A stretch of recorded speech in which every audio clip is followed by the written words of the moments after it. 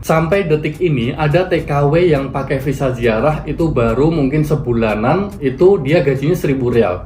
Kerjanya jam 7 sampai jam 1 malam. Bayangin, cuma 4 juta aja. Berarti 16 jam kerja per hari cuma digaji 4 juta rupiah. Ada teman-teman yang komen kayak gitu, kalau kalian pengen kerja halal berkah ke Arab Saudi nikmat.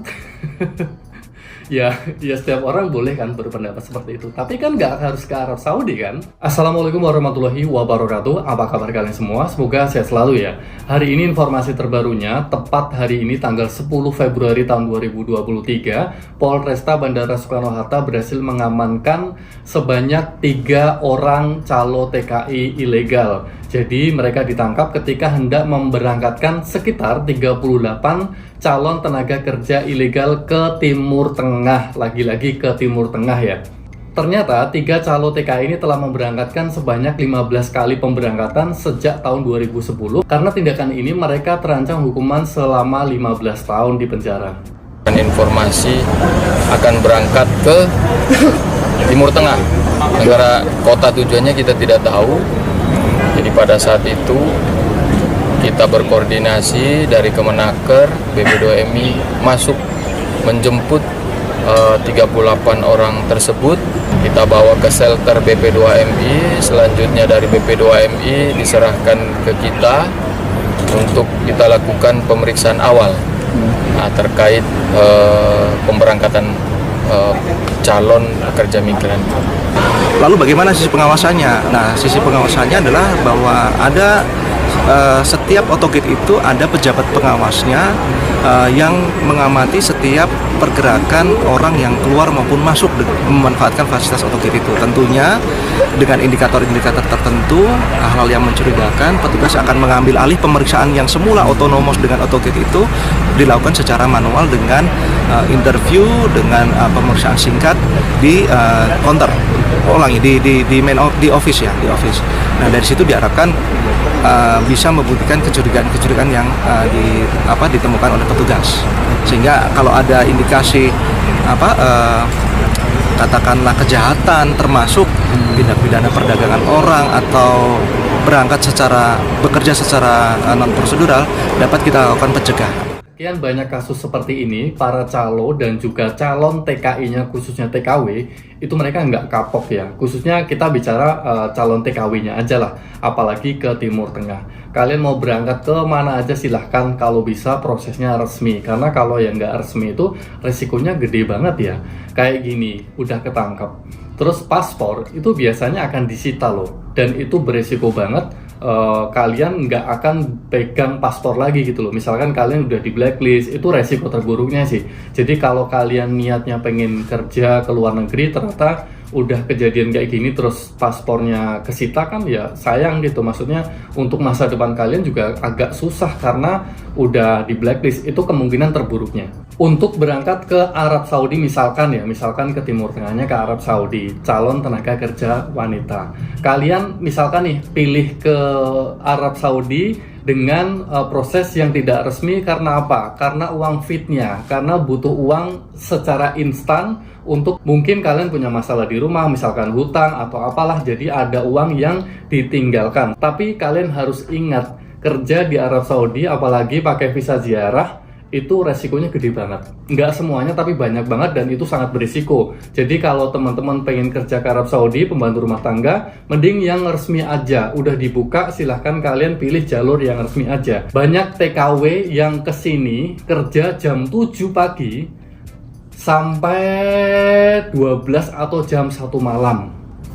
Bayangin, di Indonesia aja mungkin nggak ada kerjaan yang kayak gitu. Gaji cuma 5 juta, tapi kerjanya itu muter gitu loh. Banyak TKW yang pakai visa ziarah terus dapat majikan yang baik banyak, tapi itu sangat berisiko gitu. Sampai detik ini ada TKW yang pakai visa ziarah itu baru mungkin sebulanan, itu dia gajinya 1.000 rial. Kerjanya jam 7 sampai jam 1 malam. Bayangin, cuma 4 juta aja. Berarti 16 jam kerja per hari cuma digaji 4 juta rupiah. Kalian harus mikir gitu loh.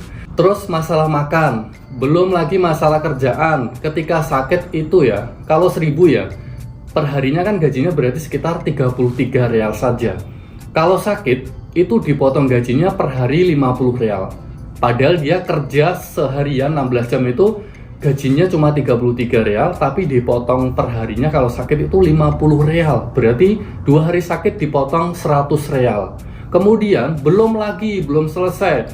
Kalau dia sakit, itu yang di dapur yang semuanya sudah dirapiin. Orang Indonesia itu paham bagaimana cara merapikan, membersihkan. Tapi kalau orang Arab Saudi itu mereka nggak paham gitu. Makanya ambil pembantu. Apa yang dilakuin ketika sakit, apa yang sudah dirapiin di dapur itu dikeluarin semua, diberantakin semua gitu. Karena mereka nggak paham, misalkan ini ada tumpuk-tumpuk banyak. Enggak, ini dikeluarin semua, udah. Tapi kalau orang Indonesia, misalkan ada 10 tumpuk. Ini otomatis yang misalkan ambil ke tumpukan yang kedua. Tumpukan yang ketiga sampai ke atas itu otomatis diambil yang ini dikembalikan. Itu orang Indonesia. Tapi orang di sini tuh nggak mau mikir ini nanti rapi atau tidak, karena mereka merasa membayar pembantu rumah tangga itu dengan gaji yang super tinggi. Mereka merasanya seperti itu, padahal cuma 1.000 real gitu. Belum lagi kamar, kalau di lemarinya, aku ada videonya, baju yang sudah dirapiin, disetrika, dicuci, itu kalau sama orang Arab Saudi, aku nggak bilang semuanya ya, tapi aku betulan bicara masalah TKW ini, oke?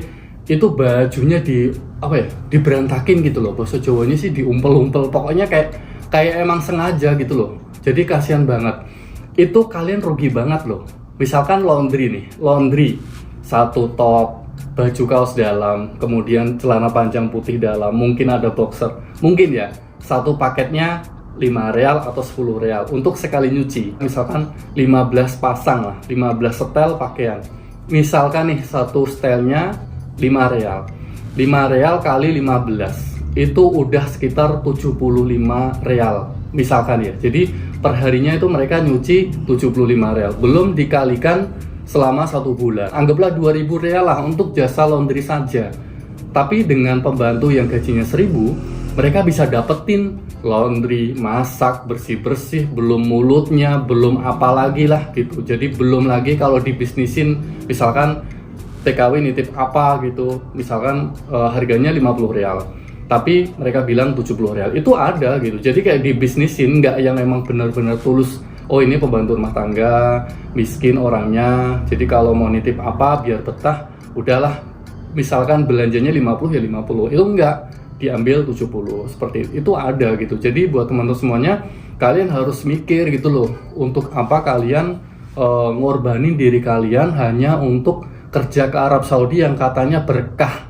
Ada teman-teman yang komen kayak gitu, kalau kalian pengen kerja